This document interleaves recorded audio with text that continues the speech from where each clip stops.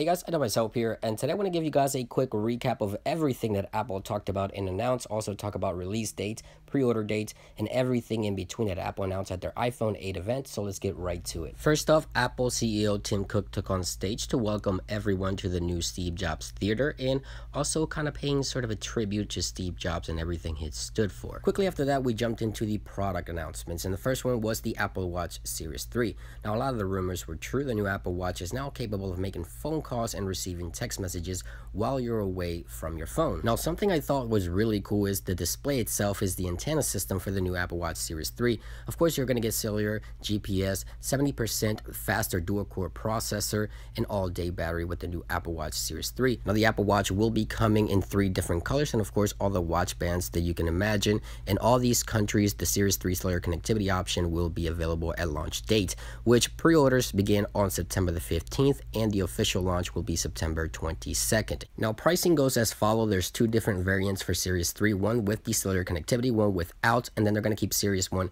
on the market for a lower price point. Now, an Apple TV 4K was also announced at this event with the same pre-order date of September the 15th with an official launch on September the 22nd. Now, pricing for the new Apple TV 4K is as follows. You can see here they'll also keep the previous generation at a lower price point. And now, of course, let's shift our attention to iPhone. The 10th anniversary of the iPhone is here, and the official names are the iPhone 8 and the iPhone 8 Plus. These are going to be the iterations of the iPhone 7 and 7 Plus. You have 3 different colors: white, the space gray or black, and the gold. Now, these devices are going to be, of course, waterproof as the previous generation, glass front and back. The processors, the Apple A11 Bionic chip. This is going to be a 6-core processor. Yes, 6-core processors inside of the iPhone 8 and 8 Plus, which in turn will make the iPhone 30% faster than the previous generation. Now, the displays will remain the same size, stereo speakers will also be present,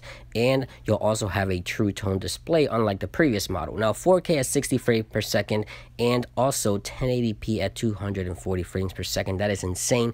12 megapixel cameras on both with optical image stabilization, and you also have the augmented reality platform coming to the iPhone 8 and 8 Plus as well. Now, in terms of iOS 11, the official launch date will be September the 19th, so everyone will be able to update to the new iOS 11 on that date. Now, wireless charging also came to the iPhone 8 and 8 Plus. Unfortunately, not the long-range wireless charging we were all hoping for, but it does support other industry standards. Here are some other additional specs of the new iPhone 8 and 8 Plus. Now, internal storage, we have 64 and 256 gigabytes, no 512, and that includes the iPhone 8 Plus as well. Now, in terms of pricing, the iPhone 8 will be $699 and the iPhone 8 Plus will be $799. Pre-orders begin on Friday the 15th of September, and the official launch date is September the 22nd. And now, of course, let's talk about the star of the show, the one more thing, the iPhone X, or iPhone 10 as Apple calls it. It's going to be coming in 2 different colors, black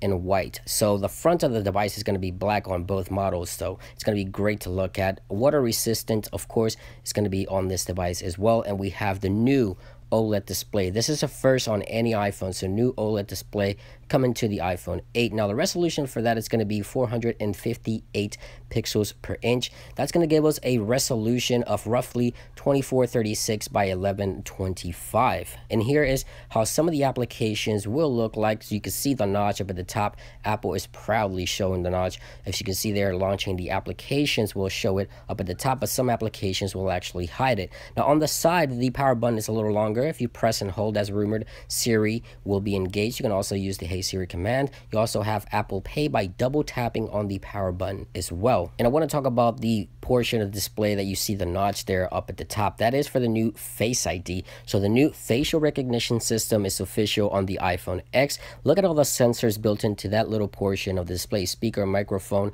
the face recognition system. I mean, there's just so many components to this system, and it will recognize you in the dark because it has an infrared sensor there as well. Here is the setup process process for the Face ID. You only have to set it up once, and Apple does tout that this is more secure than Touch ID.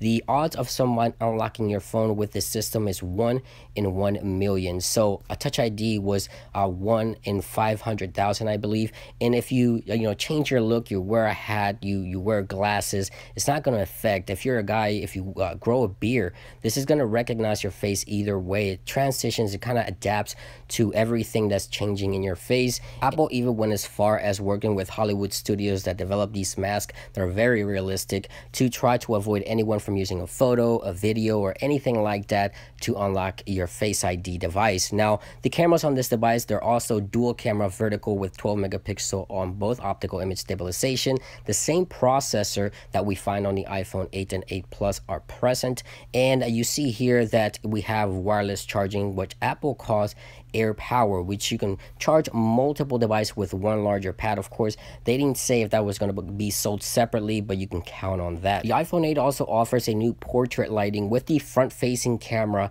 which, by the way, can also take portrait photos on the iPhone 8 Plus. That is going to be, I believe it's a 7 megapixel camera in the front of the device, capable of shooting a 4K video on this iPhone as well, and the 1080 at 240 frames per second as well. So a lot of similarities between the cameras of both iPhones. Of course, the difference being the notch up at the top, which gives you the facial recognition. Of course, augmented reality will be for both platforms, for both devices, so we'll see that as well on both iPhones. Now, animated emojis was the thing that Apple announced, and I thought it was a little funny. These emojis adapt to the expressions of your face, and when you send a message with one of these emojis, it interprets what your face is doing. Your facial movements will be represented. You can also talk along with the emojis, and it represents that. Now, capacities 64, 256 gigabyte storage, no 512 as rumored, starting at $1,000 for the entry-level iPhone X. Now, it starts pre-orders on October 22nd,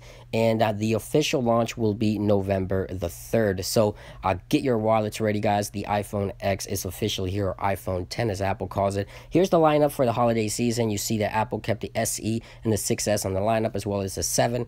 And that's everything that I want to share with you guys in terms of the iPhone X. Let me know what you think in the comments down below. And of course, the keynote will be linked down below so you can watch the entire keynote if you wish to do so. It's been iDevice Help. I hope you guys have a great day, and I'll see you on the next one. Peace.